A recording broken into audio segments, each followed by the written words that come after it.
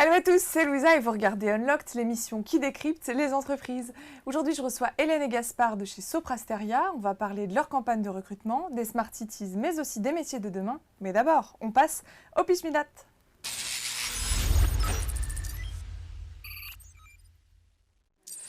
Hello Gaspard, hello Hélène, ça va? Bonjour Louisa, ça va bien. Ouais. Bonjour Louisa, très bien. Plutôt pas mal. Alors Gaspard, tu es responsable du recrutement pour la région Auvergne-Rhône-Alpes. Exactement. Tu es venu avec une collègue, Hélène. Hélène, tu es responsable du recrutement dans la branche transport. Exactement. Et tu sais que ta mission, ça va être de nous pitcher en une minute ce qu'est Soprasteria. Alors Hélène, Soprasteria, c'est quoi? Alors, Soprasteria, en quelques mots, c'est une entreprise de services du numérique. Ouais. On est leader dans la transformation du digital, du conseil, des services du numérique et de l'édition logicielle. On est un groupe de 45 000 collaborateurs présents dans plus de 25 pays. Donc, Soprasteria, c'est l'accompagnement de grands acteurs sur 11 secteurs d'activité, comme l'aéronautique, la banque, le transport, l'énergie, etc. On a un panel de métiers qui est très varié. On a la chance d'avoir le digital qui est au service de l'humain et d'avoir un impact sur le quotidien des utilisateurs de tous les Français. On va être également présent du coup sur des expertises et c'est vraiment là où on a de l'importance. On a une stratégie end-to-end, donc de l'identification du besoin, à la stratégie opérationnelle sur le projet et au déploiement opérationnel. Voilà à peu près en quelques mots Soprasteria. Super, il te restait 5 secondes, je te félicite. Aujourd'hui, vous recrutez des jeunes diplômés pour les former, mais aussi pour les accompagner sur la montée en compétences. Alors, on va voir les profils que vous recrutez, mais surtout ce que vous leur offrez à ces jeunes qui intègrent Soprasteria. On va voir ça tout de suite.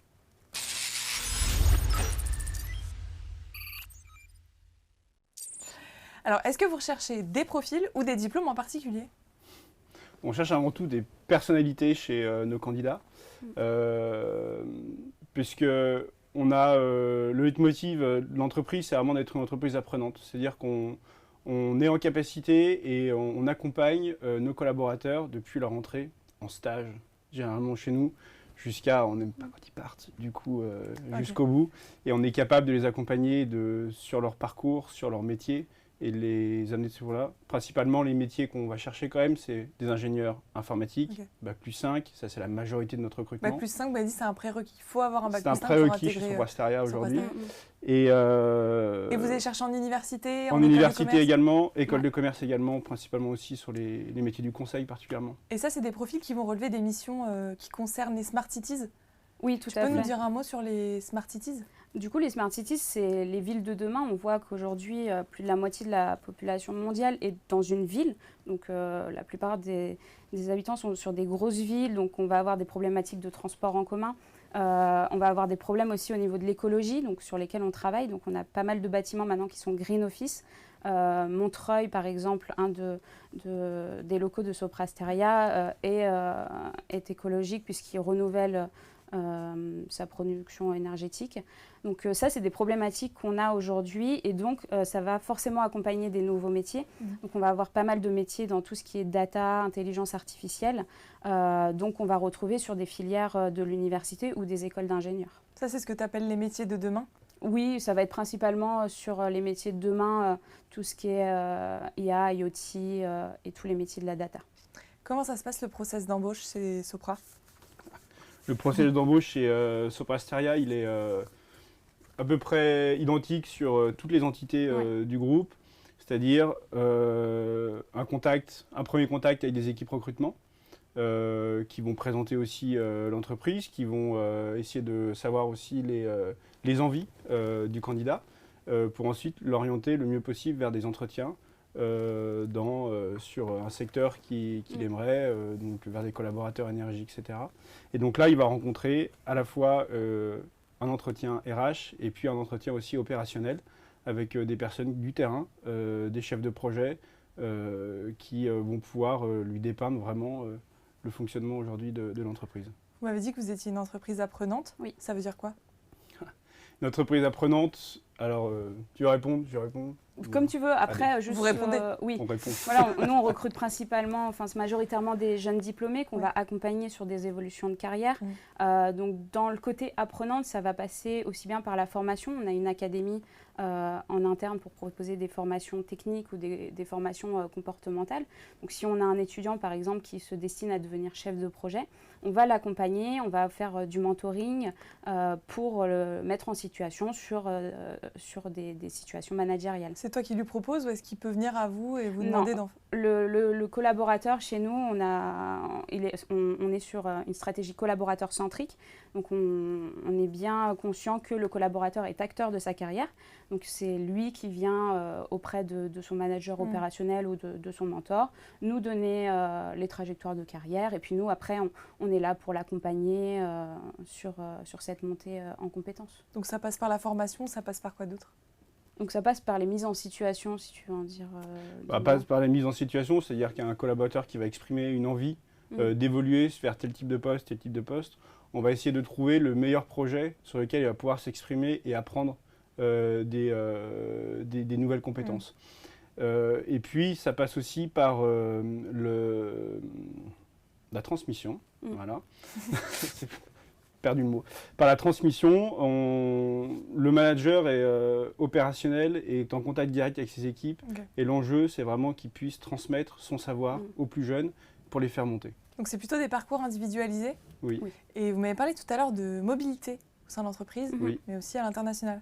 Il y a de la mobilité internationale parce qu'on propose des stages à l'international, mais également des mobilités internes au groupe, que ce soit entre entités, que ce soit dans les régions, et de la mobilité également sur les types de postes. Parce qu'on a des filières métiers, mais aujourd'hui, si un collaborateur rentre sur la filière métier chef de projet, rien n'empêche qu'à un moment ou à un autre, il puisse demander de partir sur la filière commerciale.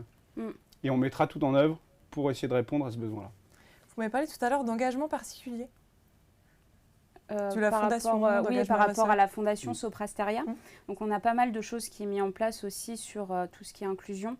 On a également Passerelle pour promouvoir la mixité au sein de l'entreprise. C'est vrai qu'au niveau des écoles d'ingénieurs, on n'a pas une parité parfaite et nous on va essayer justement d'aller auprès des femmes directement dans les collèges, les lycées pour leur promouvoir les métiers de l'informatique. Et on va aussi avoir pas mal de sujets sur le handicap, où on a une mission handicap qui permet d'accompagner aussi les personnes en situation de handicap. Comment vous faites pour assurer un bon équilibre entre vie pro, vie perso des jeunes diplômés ? Comment on fait ? Je pense que c'est... Il n'y a pas vraiment une technique qui est mise en place ou un process. Quelque part, c'est dans la culture de l'entreprise, cet équilibre vie perso, vie pro. On le ressent, nos collaborateurs le savent.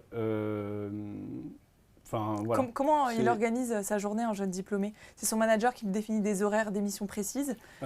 Alors contractuellement, il y a des horaires de présence qui est obligatoire dans les locaux ou sur les projets, c'est des plages horaires.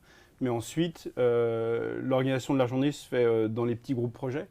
Mais les temps de pause, les temps libres, en dehors de ça, sont vraiment très libres. Ça dépend vraiment en fait de la cadence du projet. Exactement. Si on a des projets parfois qui ont besoin au moment de la livraison, par exemple, où l'équipe soit mobilisée. Donc là, c'est vrai, peut-être la pause sera un peu réduite et on va demander à tout le monde de se mobiliser. Et il y a des périodes où ça va être un peu plus calme et là, on va pouvoir... adapter un petit peu son temps de travail différemment. Je vous ai pas mal cuisiné. Maintenant, on va prendre les questions des étudiants qui sont nombreux à nous avoir envoyé leurs questions par l'Insta. Avec plaisir. Donc, on va voir leurs questions.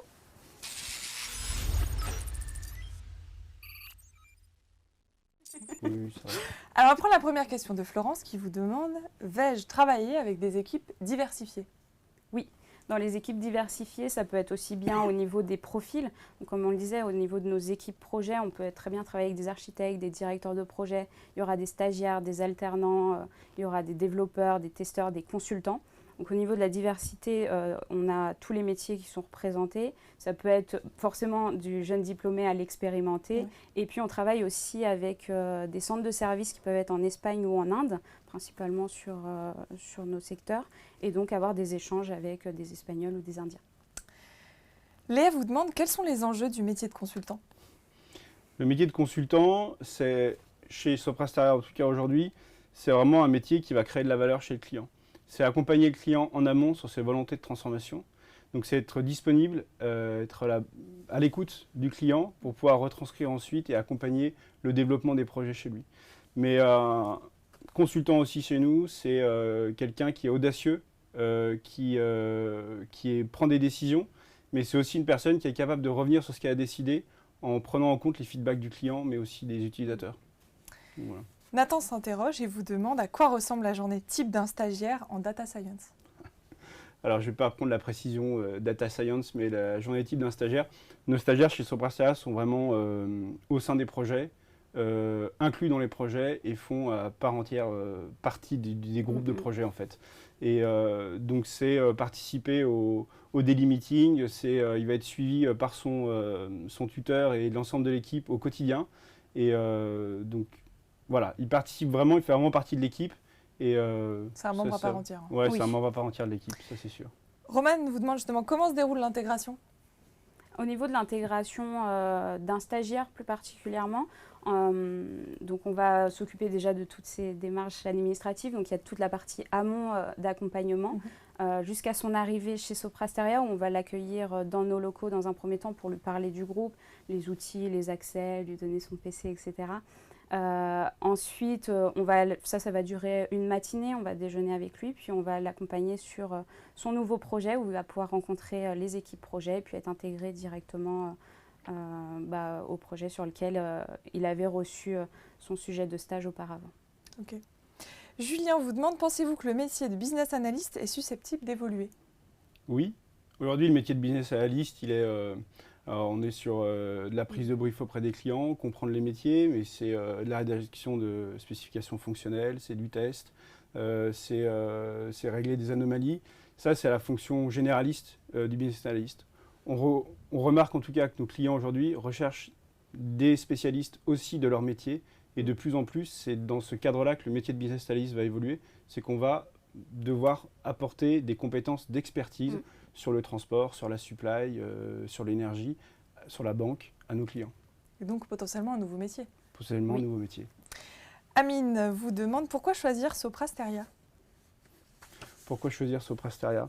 Soprasteria, vous l'avez bien compris, c'est un grand groupe. Donc comme ça aussi, ça peut faire un petit peu d'appréhension. Mais pourquoi choisir Soprasteria? Pour plusieurs choses. D'abord, la diversité des clients, la diversité des secteurs dans lesquels on peut évoluer, la palette de technologies qui sont utilisées au sein de l'entreprise et pour nos clients, et la relation client. Mais c'est aussi avant tout, Soprasteria, une grande entreprise qui va s'occuper vraiment de ses collaborateurs et qui est au plus proche de ses collaborateurs. Et ça, c'est au sein du projet de l'entreprise. Et c'est en quoi, pour grandir et apprendre, on a les capacités de faire grandir et apprendre. Okay. Ouais. Gilles vous demande comment puis-je acquérir rapidement des compétences? Ça va rejoindre un peu ce qu'on dit sur Soprasteria. On a l'avantage justement d'avoir cette formation continue et ces évolutions de carrière qui sont diversifiées. Donc il va pouvoir monter en compétences en étant acteur de sa carrière. On revient toujours sur ce point-là. Donc en fonction de ses envies, de ses souhaits, on va le mettre en situation, on va le former pour pouvoir l'accompagner jusqu'à ses ambitions de carrière. Amel vous demande, pourrais-je donner mon avis sur les nouveaux projets? Oui, tout à fait. Ça, c'est vraiment un point essentiel. Hein. Comme on le disait, on est majoritairement un recruteur de jeunes diplômés. Donc, c'est vrai qu'on a souvent des nouveaux collaborateurs qui intègrent les projets. C'est important d'avoir aussi un regard extérieur. Et puis, voilà, c'est vraiment la bonne idée, si elle est bonne, qui va être prise en compte plutôt que l'expérience, l'ancienneté. Donc, c'est pour ça aussi qu'on revenait tout à l'heure sur les challenges qu'on propose, puisque ça permet aussi d'innover et de proposer des nouvelles choses sur nos projets. Okay. Gaspard, j'ai une question pour toi. Céleste vous demande quelles sont les opportunités d'évolution après un premier poste en tant qu'ingénieur? Eh ben, les opportunités d'évolution, elles sont, on a touché quelques mots tout à l'heure, dans la diversité de nos métiers. Aujourd'hui, on va arriver chez Soprasteria, un jeune diplômé va arriver chez Soprasteria en stage, en alternance, et puis pour la première année en CDI, sur des postes vraiment autour du développement principalement. Mais ensuite, il y a vraiment une ouverture totale sur les différents métiers de chef de projet, d'expert technique, de business analyst, du commerce, du product expertise, vous êtes expert d'un ERP, enfin ce genre de choses. Donc la palette est très large. Okay. Il y a énormément de métiers chez nous. Et j'ajouterais juste que c'est pas, si on choisit par exemple, il arrive, les jeunes ingénieurs, ils pensent de vouloir être expert technique, il ne sera pas enfermé dans cette filière. Si demain il préfère être chef de projet ou être architecte, il aura la possibilité aussi de changer et de passer d'un métier à un autre. Ok. En tant qu'expert, vous allez nous donner maintenant tous vos conseils pour réussir l'entretien chez Sopra Steria à coup sûr. Alors on passe aux tips.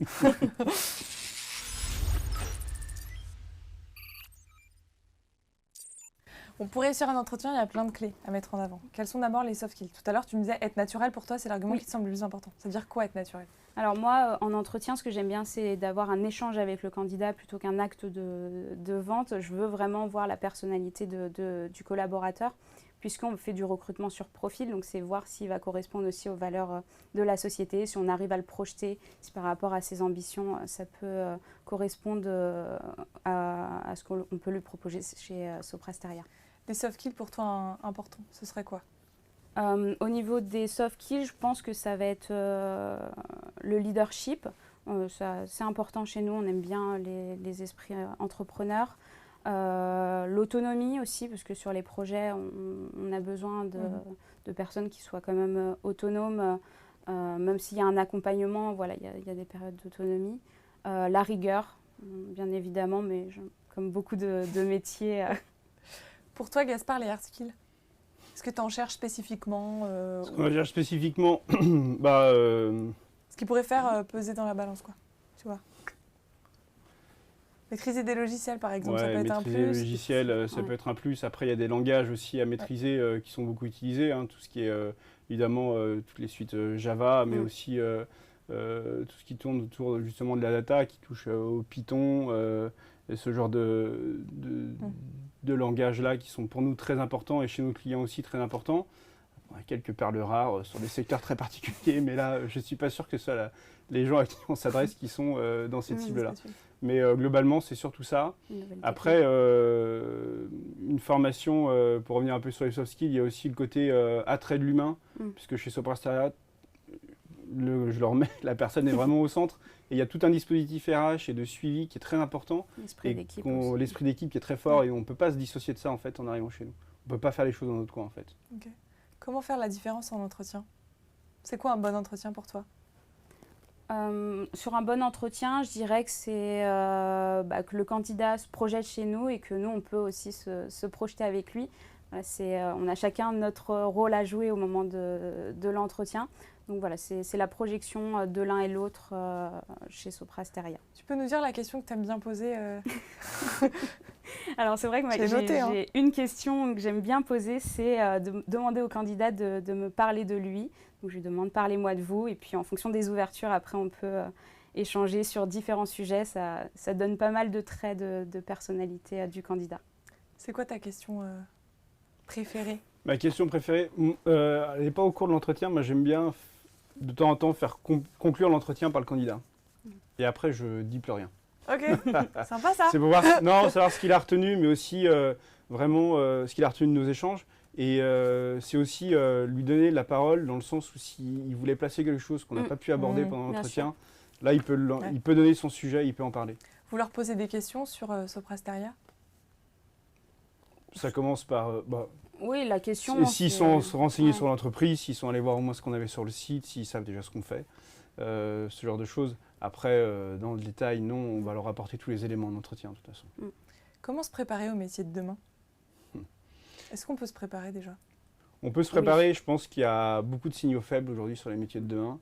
C'est beaucoup de veille. C'est beaucoup de veille, ouais. Il faut être acteur vraiment de son parcours, de savoir aussi ce qui évolue, les secteurs qui changent et pouvoir l'anticiper aujourd'hui. Je pense que c'est important. S'il devait vous donner des idées, des exemples d'innovation d'entretien, ce qui vous permettrait vous de vous voir qu'ils font la différence et que sont au courant justement de l'actualité, qu'est-ce qu'il faudrait qu'ils vous disent? Par exemple, s'il est déjà il y a des projets qui se font dans le cadre scolaire. Donc s'il a des projets sur les data city, pourquoi pas, ça sera toujours un argument en plus. S'il est déjà sur l'IA, la réalité virtuelle, les IoT, ça c'est des choses où nous on est en train d'enclencher une dynamique, donc ça c'est toujours un plus pour le candidat si lui il a déjà mis un pied dedans. Bon, dernière rubrique, votre carte blanche, à vous de nous convaincre d'intégrer Soprasteria. Vous êtes prêts? Oui. C'est parti. Dernière rubrique.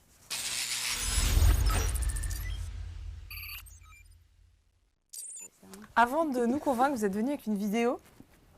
On la regarde? Oui, Oui. On répond c'est après. parti.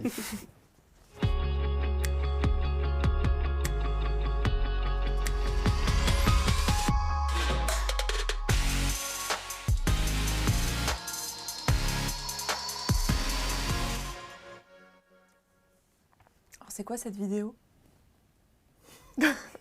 C'est un petit spot, c'est une promotion pour Ouais, c'est montrer un un petit petit peu peu, c'est la l'esprit. petite promotion de l'entreprise. Ouais.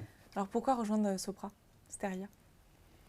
Bon, on va essayer de résumer un peu tout, Voilà, c'est un tout, résumé de tout, ce tout ce qu'on qu'on a dit. C'est à la fois un grand groupe au contact de grands acteurs économiques aujourd'hui qui sont la plupart du temps des leaders aussi sur leur marché, sur leur secteur, donc qui sont dans l'obligation d'être moteurs et de produire du changement et de se changer à la fois eux, leur business model, de changer leur relation avec leurs clients et de se changer même en interne auprès de leurs collaborateurs.